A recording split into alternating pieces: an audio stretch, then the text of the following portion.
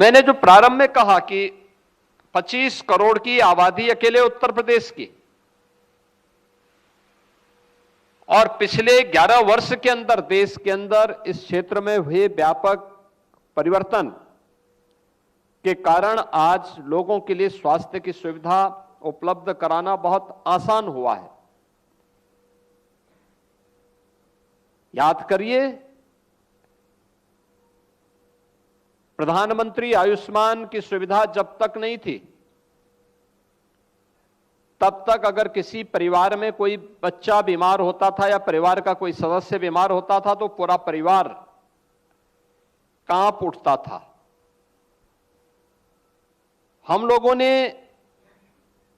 2014 के पहले ऐसे परिवारों को देखा है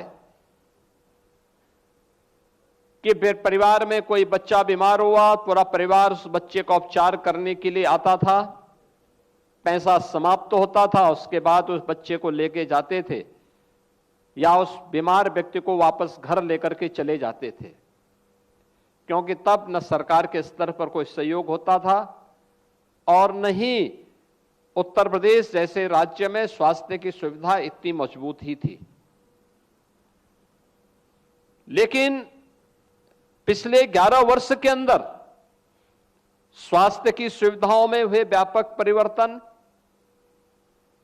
हेल्थ इंफ्रास्ट्रक्चर का और मजबूत होना और प्रधानमंत्री जन आरोग्य योजना के अंतर्गत आयुष्मान के गोल्डन कार्ड की उपलब्धता, आज अकेले उत्तर प्रदेश में 5.5 करोड़ परिवार, 5.5 करोड़ गोल्डन कार्ड हम लोगों ने जारी किए हैं, जिन्हें हम आयुष्मान की सुविधा से 5 लाख रुपए प्रतिवर्ष स्वास्थ्य की सुविधा उपलब्ध करवा रहे हैं। जिन लोगों ने आयुष्मान कार्ड की सुविधा का लाभ, अगर वह पात्रता की श्रेणी में आता है और उसे नहीं प्राप्त हुआ तो हमने उसे मुख्यमंत्री जन आरोग्य योजना से कवर भी किया है। तमाम ऐसी श्रेणियां हैं जिन्हें हम लोगों ने अन्य सुविधाएं दी हैं, लेकिन हमारा जो स्वयं का सरकारी हेल्थ इंफ्रास्ट्रक्चर है, इसमें हम इस सब के बावजूद भी फ्री में स्वास्थ्य की सुविधा उपलब्ध करवाते हैं। यानी 5.5 करोड़ हम लोगों ने गोल्डन कार्ड तो जारी किए हैं, लेकिन ऐसा नहीं कि 25 करोड़ की आबादी में बाकी के लिए सुविधा नहीं है। सभी लोगों के लिए मेडिकल कॉलेजेज हो, डिस्ट्रिक्ट हॉस्पिटल हो, सीएससी हो, पीएससी हो, हेल्थ एंड वेलनेस सेंटर हो, इन सभी में स्वास्थ्य की सुविधा यहां पर फ्री में उपलब्ध करवाई जाती है। सभी नागरिकों को बिना किसी भेदभाव के उपलब्ध करवाई जाती है। इसके परिणाम भी सामने आए हैं। उत्तर प्रदेश के अंदर स्वास्थ्य के क्षेत्र में इस हुए परिवर्तन का परिणाम है कि मातृ मृत्यु दर को नियंत्रित करने में, शिशु मृत्यु दर को नियंत्रित करने में, संस्थागत प्रसव को नेशनल एवरेज के समकक्ष लाने में उत्तर प्रदेश ने सफलता प्राप्त की। कई जनपद उत्तर प्रदेश के ऐसे हैं जिन्होंने ट्यूबरक्लोसिस को पूरी तरह नियंत्रित करने में सफलता प्राप्त कर ली है। उत्तर प्रदेश के अंदर वेक्टर बॉर्न डिजीज की एक लंबी श्रृंखला यहां देखने को मिलती थी। 15 जून के बाद जैसे ही मानसून आता था तो किसी क्षेत्र में इंसेफ्लाइटिस, कहीं डेंगू, कहीं मलेरिया, कहीं चिकनगुनिया, कहीं कालाजार, अलग अलग क्षेत्रों में ये सभी हमें देखने को मिलते थे। लेकिन मुझे बताते हुए प्रसन्नता है, इंसेफ्लाइटिस 40 वर्ष में 50,000 बच्चों की मौत उत्तर प्रदेश के अंदर होती है, और 2017 में हम लोगों ने एक साथ मिलकर के इसके खिलाफ अभियान चलाया। अगले 2 वर्ष में इंसेफ्लाइटिस पूरी तरह समाप्त। आज 0 डेथ है, 0 डेथ यूपी के अंदर। डेंगू हो, मलेरिया हो, कालाजार हो, चिकनगुनिया हो, पूरी तरह नियंत्रित किया गया है। लेकिन अभी भी जो प्रधानमंत्री जी कहते हैं, ईज ऑफ लिविंग के लक्ष्य को प्राप्त करने के लिए, हर व्यक्ति को एक स्वस्थ जीवन प्राप्त हो, स्वस्थ दिनचर्या हो, उसके लिए, इसके लिए अभी एक लंबी दूरी तय करनी है। और हम इस बात को महसूस करते हैं कि अब हमें टेक्नोलॉजी का उपयोग करके और भी इस ईज ऑफ लिविंग के लक्ष्य को और सार्वभौम स्वास्थ्य के लक्ष्य को प्राप्त करने की दिशा में एक नए कदम को आगे बढ़ाने की आवश्यकता है। और इसी दिशा से हम लोगों ने कुछ कदम आगे बढ़ाए हैं, जिसमें यमुना अथॉरिटी में जो वहां पर बनने वाले मेडिकल डिवाइस पार्क की कार्रवाई युद्ध स्तर पर आगे बढ़ी है। प्रमोट फार्मा पार्क ललितपुर में हमारा विकसित हो रहा है।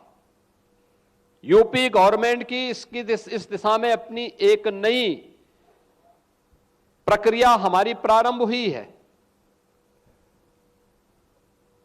उत्तर प्रदेश यानी हम लोग जब अपने यहां जनपदों में देखते हैं,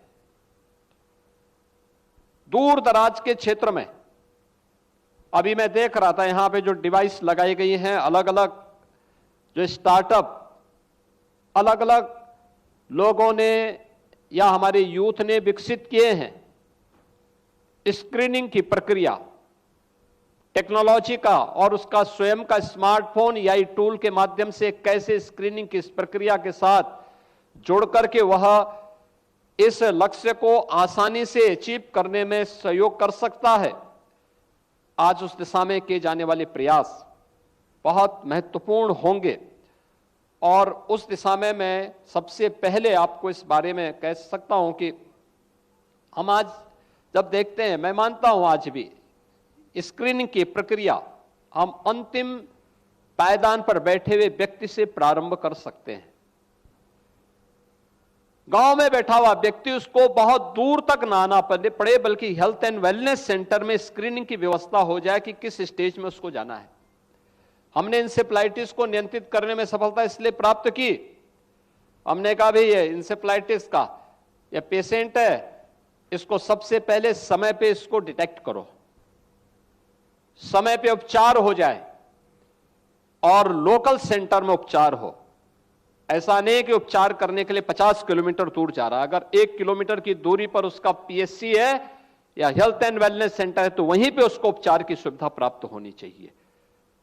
आप आश्चर्य करेंगे, ये प्रक्रिया जब सख्ती से लागू की गई और ये तय किया गया कि डिस्ट्रिक्ट हॉस्पिटल या मेडिकल कॉलेज में कोई भी पेशेंट आता है तो उसकी यह पता लगना चाहिए कि किस गांव से आया है और उसकी बीएसटी लिखी होनी चाहिए कि कौन डॉक्टर इसको रिफर कर रहा है। और अगर बिना बताए वहां से कोई व्यक्ति आ गया तो उसको एडमिट मत करो, वापस भेजो, और अगर वहां कोई उसको पूछने वाला नहीं तो उनकी जवाबदेही तय करो जो फील्ड लेवल का हेल्थ वर्कर है। परिणाम क्या हुआ? ट्रेनिंग की प्रक्रिया के साथ जोड़ा गया। परिणाम क्या हुआ? मात्र 2 वर्ष में, 40 वर्ष में जो बीमारी एक महामारी बन चुकी थी, 50,000 मासूम बच्चों को खो चुका था जो यूपी, उस बीमारी को मात्र 2 वर्ष के अंदर हम लोगों ने नियंत्रित कर लिया, पूरी तरह समाप्त कर दिया। और मेरा मानना है टेक्नोलॉजी से संभव है। आज तो हमारे पास टेक्नोलॉजी है। मैं दुनिया के सबसे प्राचीन विश्वविद्यालय तक्षशिला विश्वविद्यालय की उस एक घटना का जिक्र जरूर करूंगा इस अवसर पर आपसे, और आज के दिन पे टेक्नोलॉजी से हम उसको कैसे आसानी से प्राप्त कर सकते हैं। कहते हैं वहां पर तक्षशिला विश्वविद्यालय दुनिया के सबसे प्राचीनतम विश्वविद्यालयों में है। उसका जो कार्यकाल है आज से 2500 वर्ष पुराना है। तक्ष ये भगवान श्री राम के छोटे भाई भरत के पुत्र के नाम पर तक्षशिला, और तक्षशिला ये तक्षशिला विश्वविद्यालय दुनिया के प्राचीनतम विश्वविद्यालयों में एक था। उसने दुनिया को सर्वश्रेष्ठ वैज्ञानिक दिए, अभियंता दिए, व्याकरण की यानी पाणिनि का व्याकरण भी उसी विश्वविद्यालय की देन है।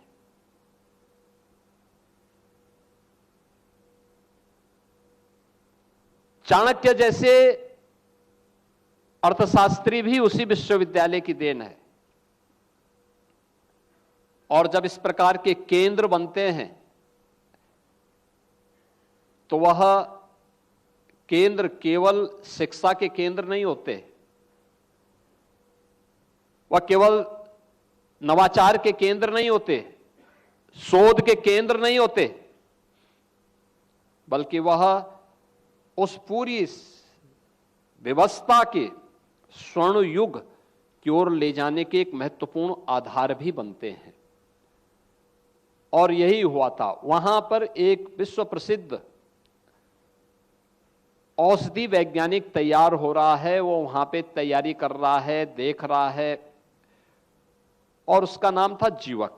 जीवक नाम का जो वैद्य था वो अपनी वैद्यकीय शिक्षा ग्रहण करने के लिए वहां गए थे। कई वर्ष हो गए उन्होंने वहां पर अपनी शिक्षा अर्जित की, और कई वर्ष के बाद उन्हें लगा कि उन्हें वापस अपने देश को जाना है। तो उन्होंने अपने आचार्यों से इसके बारे में अनुरोध किया कि अब मैंने बहुत कुछ सीख लिया है, अब मैं जाना चाहता हूं, वापस अपने समाज के बीच में, अपने देश के बीच में जाना चाहता हूं, मैं वहां कुछ कार्य करना चाहता हूं। तो उनके आचार्यों ने उसकी परीक्षा लेने के लिए उनसे कहा कि भाई ठीक है, एक काम करो, अगर तुमने बहुत कुछ सीख दिया, तुम पारंगत हो गए हो, तो ये बताओ इस जंगल में, इस सामने जो जंगल है, इस जंगल में जाके देखो कौन सा ऐसी वनस्पति है जिसमें औषधीय गुण नहीं है, उसको ढूंढ के लाओ। तो सीएम योगी